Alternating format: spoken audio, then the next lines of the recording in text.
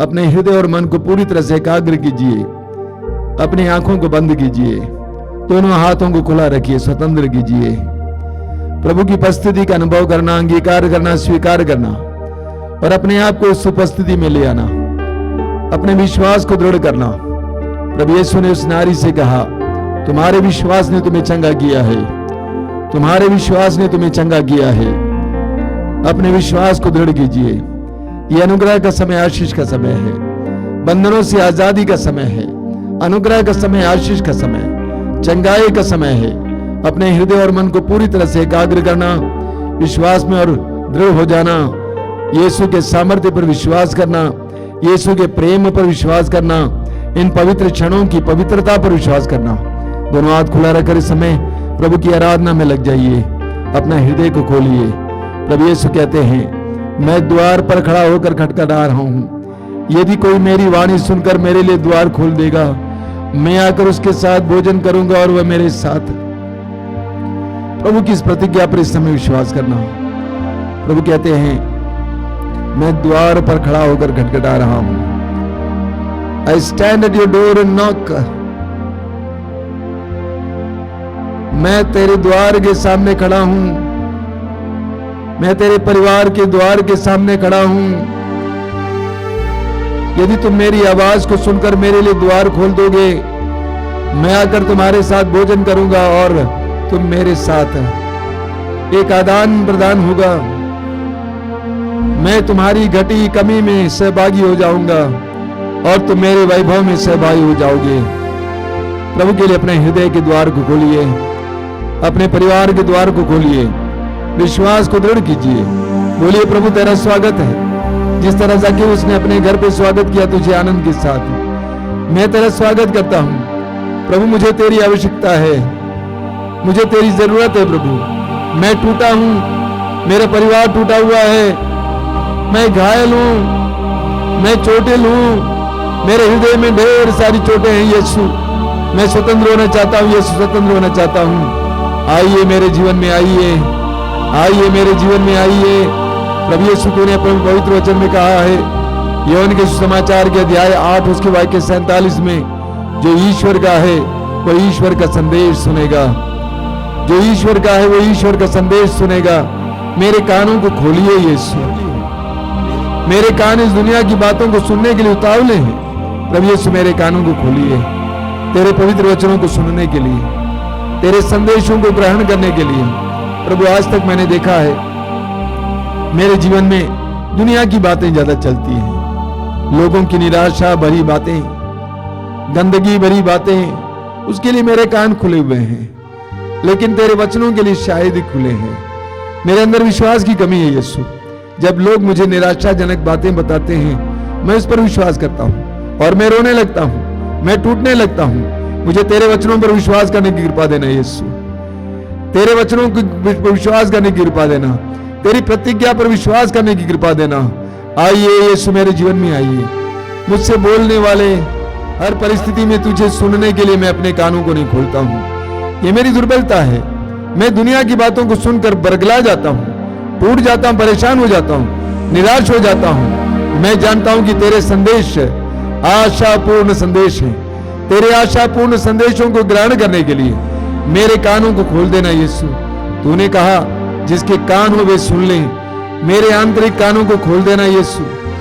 मैं गुदगुदाने वाली बातों को सुनना चाहता हूं, मैं गुदगुदाने वाली बातों को सुनना चाहता हूं जिससे मुझे कोई लाभ नहीं है, लेकिन तेरे वचनों को सुनने के लिए मेरे कानों को खोल देना यीशु।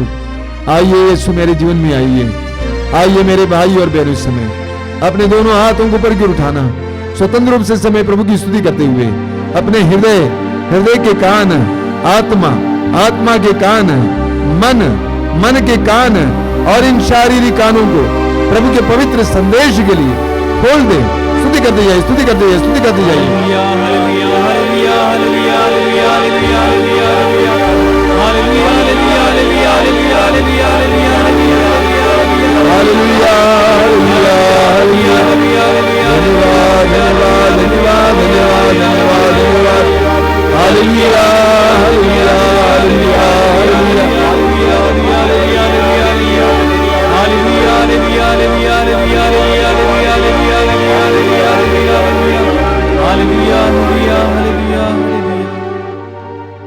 आंखें बंद रखिए, अपने कानों को प्रभु के वचन के लिए खोलिए। इस समय प्रभु आप में से हर एक को कोई संदेश दे रहे हैं। आपके कानों में प्रभु अपना संदेश दे रहे हैं। कान खोलिए, सुनने की कोशिश कीजिए और इस पर विश्वास कीजिए। अपने वचन के द्वारा या अन्य रूप से प्रभु इस समय आपसे बात कर रहे हैं। प्रभु के संदेश को इस समय ग्रहण करने की कोशिश कीजिए।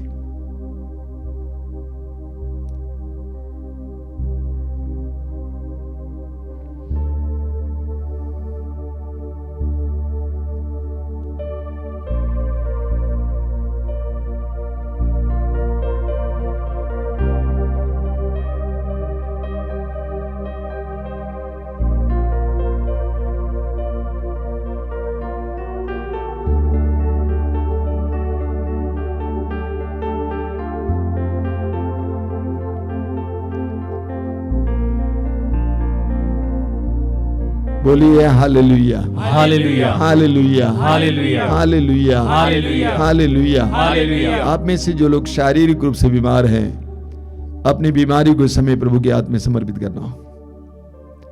जैसा कि बार बार मैं आपसे कहता हूं, अपनी बीमारी को प्रभु के अधीन करना। इस समय विश्वास करना कि यीशु के लिए कुछ भी असंभव नहीं है। स्वर्गदूत गब्रिएल ने मां मरियम से कहा, ईश्वर के लिए कुछ भी असंभव नहीं है। कोई भी बीमारी प्रभु की शक्ति और सामर्थ्य के परे नहीं है, उनकी शक्ति की परिधि से परे नहीं है। प्रभु ने कहा, स्वर्ग में और पृथ्वी पर पूरा अधिकार मुझे मिला है। और प्रभु यीशु ने अपने शिष्यों को आदेश दिया, रोगियों को चंगा करो, रोगियों को चंगा करो। प्रभु के आदेश को हम इस समय ग्रहण करते हैं। हम विश्वास करते हैं कि प्रभु इस समय हमारे बीच में कार्य कर रहे हैं। यीशु को आपके रोग को अपने अधिकार में लेने दीजिए। आपके सिर संबंधी रोग को, आपके हृदय संबंधी रोग को, फेफड़े, पेट, गुर्दा, लिवर, हाथ पैर, अंदरूनी रोग, सारे रोगों को समय यीशु के अधीन करना। विश्वास करना, यीशु अपने पवित्र रक्त की विशेष योग्यता से इस प्रार्थना में आपको शुद्ध कर रहे हैं, पवित्र कर रहे हैं, आपको आजाद कर रहे हैं, आपको इस रोग से छुटकारा दे रहे हैं। पूर्ण विश्वास करते हुए स्वतंत्र होकर इस समय अपना मुख खोलकर जोर जोर से प्रभु की स्तुति करते जाना। Hallelujah, hallelujah, hallelujah. चंगाई, चंगाई, चंगाई, चंगाई, चंगाई, चंगाई, healing, healing, healing, healing, healing, healing, चंगाई, चंगाई, चंगाई, चंगाई, चंगाई, चंगाई। हर तरह के बंधन से आजादी, हर तरह की बुरी आदत से आजादी, हर तरह के रोग से छुटकारा। Hallelujah, hallelujah, hallelujah, hallelujah, hallelujah, hallelujah, hallelujah, hallelujah, hallelujah, hallelujah. आजादी, आजादी, आजादी, आजादी, आजादी, आजादी, आजादी, आजादी, आजादी, आजादी। Hallelujah, hallelujah, hallelujah, hallelujah, hallelujah. देखिए, जब भी आप प्रार्थना में आते हैं, विश्वास करना कि प्रभु आपको स्पर्श कर रहे हैं। पूर्ण विश्वास, और ये विश्वास आपके जीवन में कार्य करेगा। प्रभु ने इस नारी से कहा, तुम्हारे विश्वास ने तुम्हें चंगा किया है। हमारे विश्वास में हमें चंगा करने की शक्ति है। विश्वास करना। आइए हम बड़ी भक्ति के साथ इस समय पवित्र रक्त के अभिषेक के लिए प्रार्थना करेंगे। मेरे पीछे पीछे इस गीत को गाते जाएंगे बड़े विश्वास के साथ।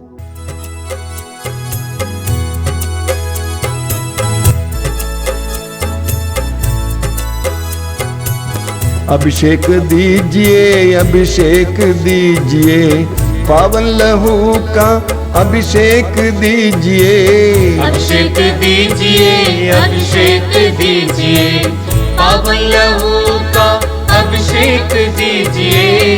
अभिषेक दीजिए, अभिषेक दीजिए, पावन लहू का अभिषेक दीजिए। अभिषेक दीजिए, अभिषेक दीजिए, पावन लहू का अभिषेक दीजिए। पाप अधर्म से भारी है धरती, पाप मिटाने अभिषेक दीजिए। अभिषेक दीजिए, अभिषेक दीजिए, पावन लहू का अभिषेक दीजिए। युद्ध और विनाश का अंधेरा है छाया, शांति दिलाने अभिषेक दीजिए। अभिषेक दीजिए, अभिषेक दीजिए, पावन लहू का अभिषेक दीजिए। जकड़ा है मानव पापों के जाल में, बंधन तोड़ने अभिषेक दीजिए। अभिषेक दीजिए, अभिषेक दीजिए, पावन लहू का अभिषेक दीजिए। अश्लीलता का बादल घनेरा पवित्र करने अभिषेक दीजिए।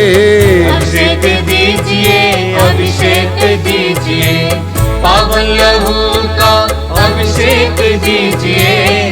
पाप मिटाने शाप मिटाने पावन लहू का अभिषेक दीजिए। अभिषेक दीजिए, अभिषेक दीजिए, पावन लहू का अभिषेक दीजिए। रोग मिटाने शोक मिटाने पावन लहू का अभिषेक दीजिए। अभिषेक दीजिए, अभिषेक दीजिए, पावन लहू का अभिषेक दीजिए। कोरोना वायरस को जड़ से मिटाने पावन लहू का अभिषेक दीजिए। अभिषेक दीजिए, अभिषेक दीजिए, पावन लहू का अभिषेक दीजिए।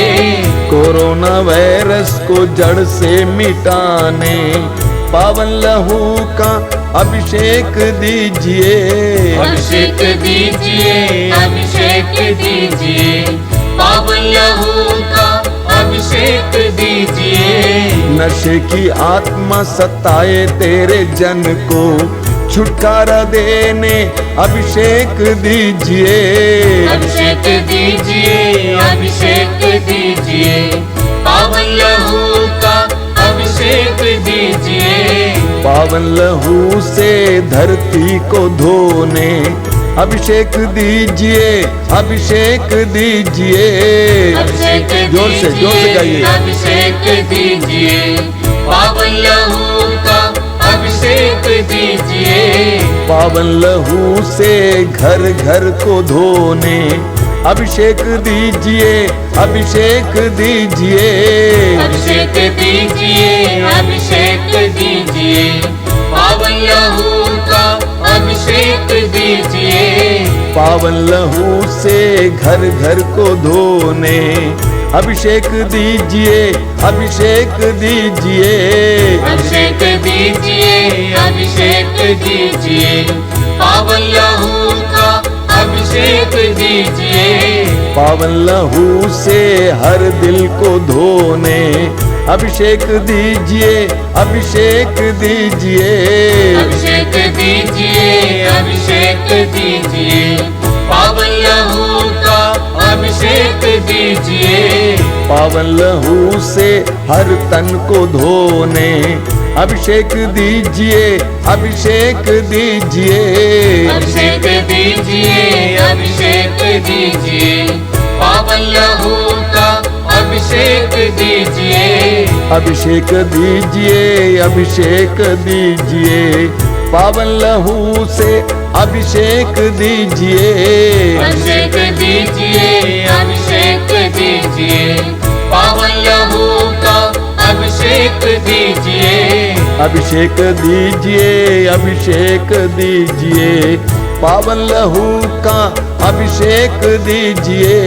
अभिषेक दीजिए, अभिषेक दीजिए, बार बार पावन लहू बार बार अभिषेक दीजिए। एक साथ गाते जाएंगे। अभिषेक दीजिए, अभिषेक दीजिए, पावन लहू का अभिषेक दीजिए। अभिषेक दीजिए, अभिषेक दीजिए, पावन लहू का अभिषेक दीजिए। अभिषेक दीजिए, अभिषेक दीजिए, पावन लहू का अभिषेक दीजिए। हालेलुया। अभिषेक अभिषेक अभिषेक अभिषेक अभिषेक, पवित्र रक्त का अभिषेक यीशु, तेरे परम मूल्यवान पवित्र रक्त का अभिषेक यीशु, तेरी जनता को शुद्ध और पवित्र कीजिए यीशु, एक एक घर को शुद्ध और पवित्र कीजिए यीशु, एक एक रोगी को शुद्ध और पवित्र कीजिए यीशु। अभिषेक अभिषेक अभिषेक अभिषेक अभिषेक अभिषेक अभिषेक अभिषेक अभिषेक अभिषेक अभिषेक अभिषेक hallelujah hallelujah hallelujah hallelujah hallelujah. प्रभु के पवित्र रक्त के अभिषेक का अनुभव करें। प्रभु यीशु समय अपने पवित्र रक्त की शक्ति और सामर्थ्य से हमें शुद्ध और पवित्र कर रहे हैं, हमारे बंधनों को खोल रहे हैं, हमें चंगा कर रहे हैं। धन्यवाद यीशु, धन्यवाद। तेरी स्तुति, तेरी आराधना, तेरी महिमा।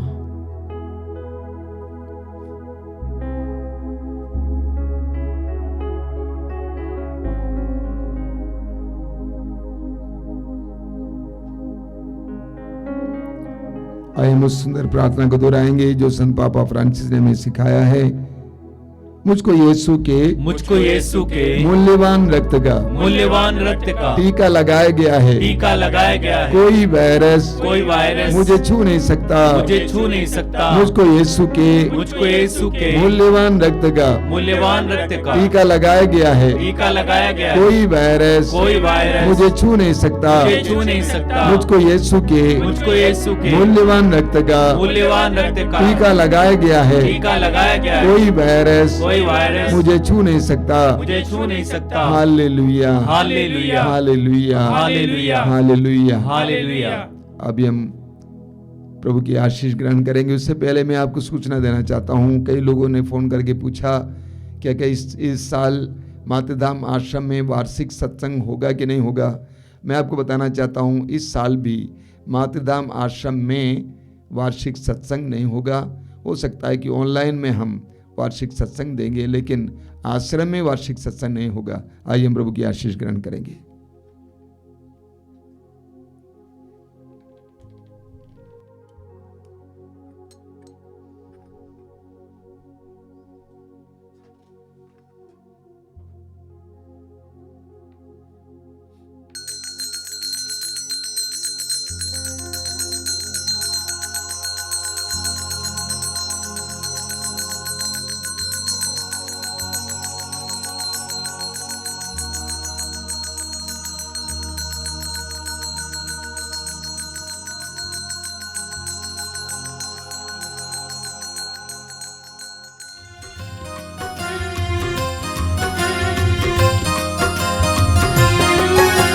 यीशु के बदन से बही जो लहू की धारा, उसमें धुले हमारे पापों के दाग सारे।